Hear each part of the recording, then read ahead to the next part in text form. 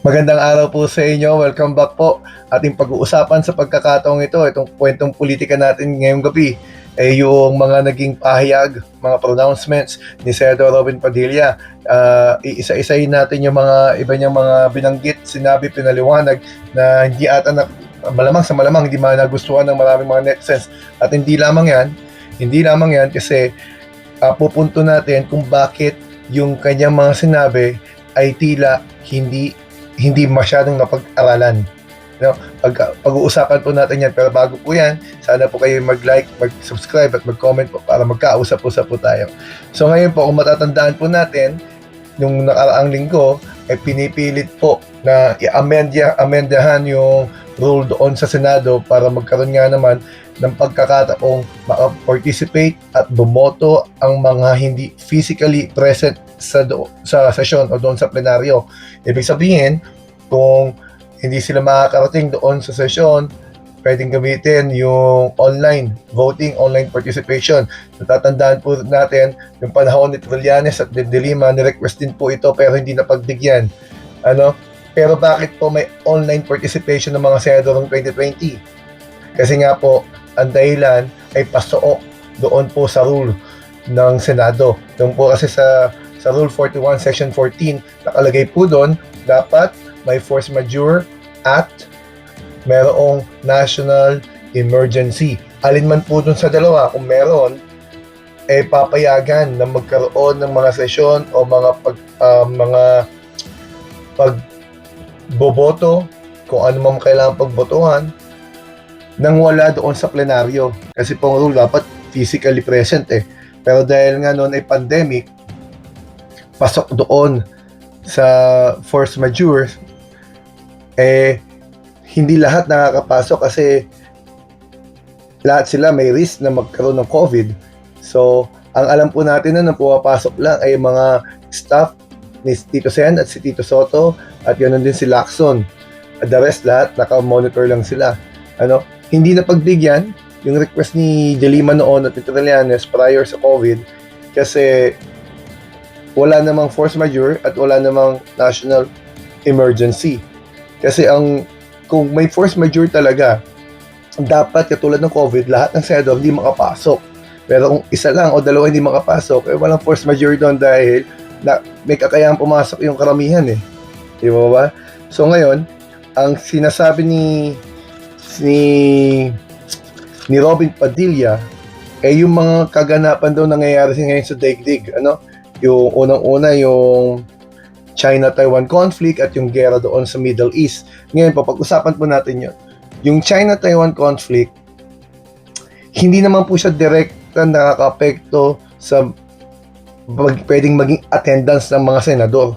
Sa katunayan, kahit nagtatalo yung dalawang bansa, ay pwede pa naman pumasok ang mga senador doon sa kanilang opisina at doon ay umattend ng plenaryo para magsusog ng mga batas, bumoto kung kinakailangan, pagandaan ng impeachment trial ni VP Sara, at ganun din, yung gera sa Middle East, hindi rin naman direkta nakaka-apekto sa Maynila o sa Pilipinas dahil, gaya ng sabi natin, may kakayahang pumasok. Lahat sila. Sa katotohanan nga niyan, nung Mayo 11, pumasok si De La Rosa para tumulong mapalitan ang liderato ng Senado. At nagtagumpay sila doon. At after noon, puro drama na, nakaalis na siya.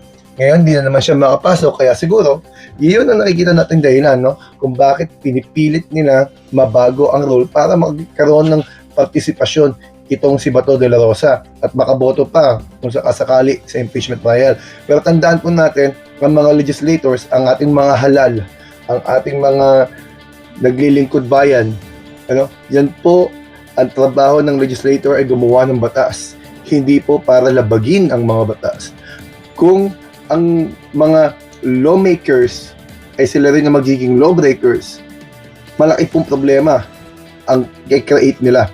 Kaya hindi po makumbinsi ang karamihan na kailangan idagdag doon yung non-physical requirement para makasali sa botohan at participation. Kasi nga, may kakayahan naman pumasok ang mga tao dun ang mga senador Wala namang force majeure, Ano ba ulit yung force majeure? Di ba yan yung mga actual pandemic, yung mga real lockdown, yan yung mga yan. Pero hindi naman force majeure kung ang pinag-uusapan natin yung future possible war, kaya naman yung mga climate forecast, yung mga yan, hindi naman yan direkta ngayong nangyayari para gamitin nating dahilan, kasi lalabas doon lahat hindi makakapasok dahil everyday meron tayong alalahanin sa mga kinabukasan natin. Hindi po ba? So yung punto ni Robin Padilla doon maling-mali ayun ang pananaw natin doon. Tandaan po natin na nung panahon ni Robin Padilla na siya hindi senador, si Trillanes ay nagkaroon ng warrant of arrest at nandun siya sa Senado, si Trillanes at si Robin Padilla nasa labas, hinihintay, kinakansyawan niya si Trillanes na pondo daw ng taong bayan ang ginagastos dyan sa Senado. Bakit siya nagtatago? Bagamat di siya nagtago noon, sumuko siya noon, sumama siya sa nag-serve sa kanya ng warrant of arrest niya. Kakatuwa na sa pagkakataong ito, yung may warrant of arrest na kasamahan niya, hindi lamang nila kinubli, hayagan nilang pinalabas pa o pinatakas. Dahil alam naman natin na sinabi nila na mayroong nasa Senate custody di umano, pero natakasan sila, nakawala nang hindi nila alam. Mahirap paniwalaan yung kanilang script, mahirap bilhin yung kanilang mga sinasabi. Kaya yan, si Robin Padilla posible yung maharap sa obstruction of justice, maaari din yung maharap sa aiding and abetting ng mga kriminal, kasi may active warrant of arrest, international warrant of arrest itong si Bato de la Rosa na tinulungan nilang makaalis at nakapasok din naman noong Mayo 11.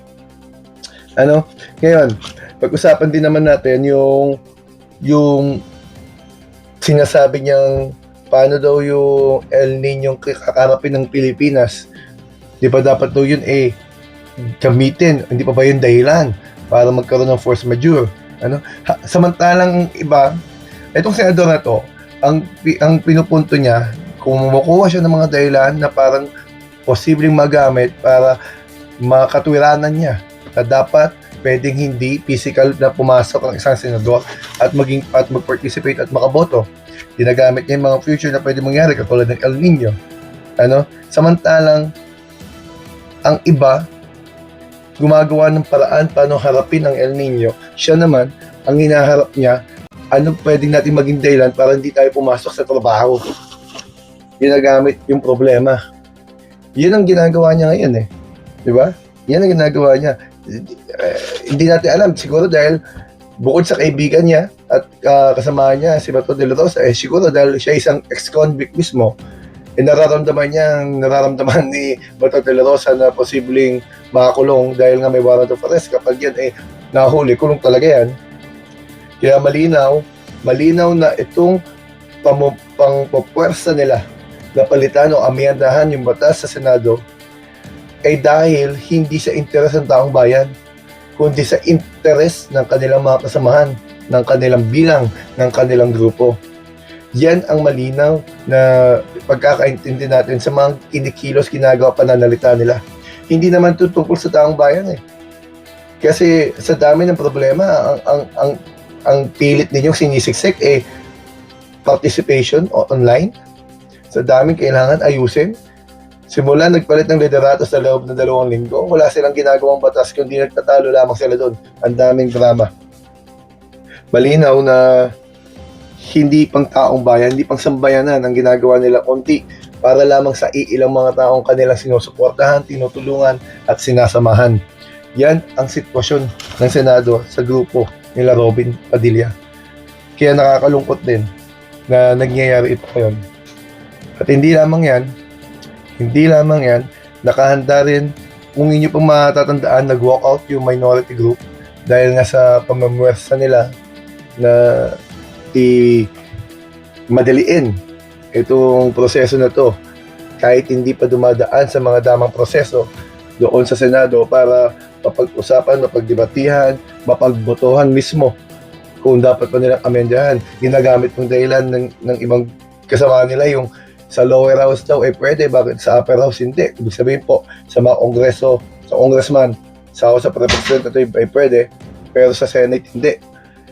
Dalawa pong kapulungan to magkakaiba rules na to sabihin natin may rules sila doon, hindi man po yun applicable sa rules sa Senado.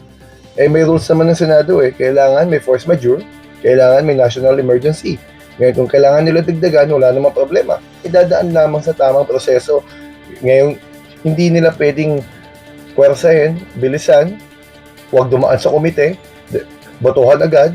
Parang kailangan nila na para bang ina-anticipate at alam kasi nila na may makukulong pa. Kasi alam naman natin na ang grupo nila Robin Padilla, bagamat wala pa silang majority noon, talagang nahaharap sa daming mga kaso dahil din naman sa mga pinagkagawa nila.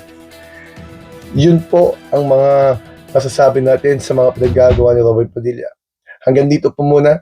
Akin pong i-upload mamaya yung iba kong mga videos patungkol sa iba pang kaganapan sa Senado. Marami pong salamat sa inyo. Sana po mag-like kayo, mag-subscribe at mag-comment. Marami pong salamat sa inyo.